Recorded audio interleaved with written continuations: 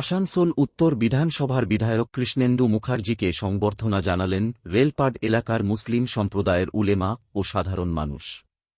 রবিবার তাঁর কার্যালয়ে আয়োজিত এই অনুষ্ঠানে বিপুল সংখ্যক মানুষের উপস্থিতি লক্ষ্য করা যায়। অনুষ্ঠানে ফুল ও উত্তরীয় পরিয়ে বিধায়ককে সংবর্ধনা জানানো হয়। এরপর এলাকার বিভিন্ন উন্নয়নমূলক বিষয় নিয়ে এক গুরুত্বপূর্ণ বৈঠক অনুষ্ঠিত হয়। বৈঠকে উপস্থিত বাসিন্দারা স্কুলের পরিকাঠামো উন্নয়ন, রাস্তা নির্মাণ ও সংস্কার, হাসপাতালের পরিষেবা, পানীয় জল, বিদ্যুৎ এবং অন্যান্য জনস্বার্থমূলক সমস্যার কথা বিধায়কের সামনে তুলে ধরেন।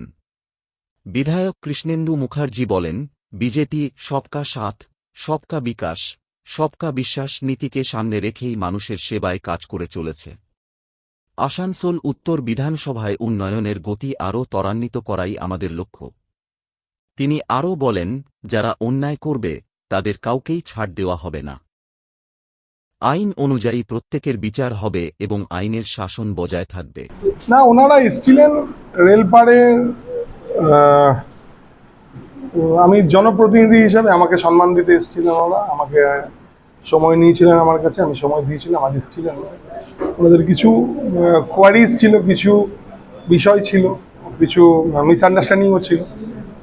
আমি বললাম আমাদের নীতি আছে সবকা সাথ সবকা বিকাশ, সবকা বিশ্বাস আর সবকা প্রয়াস।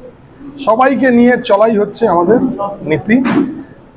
আমাদের এই আসানসোল নর্থ বিধানসভায় সবার বিধায়ক আমি, যারা ভোট দিয়েছে তাদেরও বিধায়ক, যারা ভোট দেয়নি তাদেরও বিধায়ক। তো ওনাদের কিছু সমস্যা ছিল, কিছু রাস্তা, ড্রেন, কিছু মেডিকেল, ওখানে হসপিটাল নেই, কিছু বিষয় ছিল। এইসব কিছু বিষয় ওনারা কথা বলতে এসেছিলেন। আমি ওনাদেরকে আশ্বস্ত করেছি, আমরা চেষ্টা করছি ওইখানে যা যা করণীয়, যা যা ডেভেলপমেন্ট সব জায়গায় হবে। আসানসোলের সমস্ত জায়গায় যেভাবে হচ্ছে ওই জায়গাতেও সেইভাবে ডেভেলপমেন্ট হবে। ওনাদের সব বিভিন্ন মসজিদ থেকে মৌলানারা এসেছিলেন অনেক সংখ্যায়। ওনাদের কিছু কনফিউশন ছিল, আমি ক্লিয়ার করেছি। খুব ভালো মিটিং হয়েছে।